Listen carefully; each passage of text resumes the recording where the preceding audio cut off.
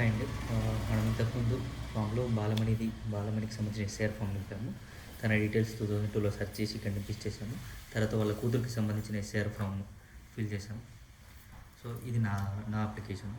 So మా అమ్మకి 2002లో vote లేకుండా ఉండే, కాబట్టి నేను తన డీటెయిల్స్ రాయట్లేదు. 2002లో నాకు ఓటు హక్కు లేదు, కాబట్టి నాకు ఓటు లేదు, నా డీటెయిల్స్ లేవు. సో మా అమ్మకి లేదు కాబట్టి రాయలేకపోతున్నా, మా నాన్నకు కూడా లేదు 2002లో. ఈ 2 కాలంలో ఖాళీ వదిలేసి ఇక్కడ ఓన్లీ నా డీటెయిల్స్ నింపి పైన ఫోటో స్టిక్ చేసి సైన్ చేసి బిఎల్ఓకి ఇచ్చేస్తుంది. ఈ డీటెయిల్స్ అనేవి ఖచ్చితంగా రాయాలి.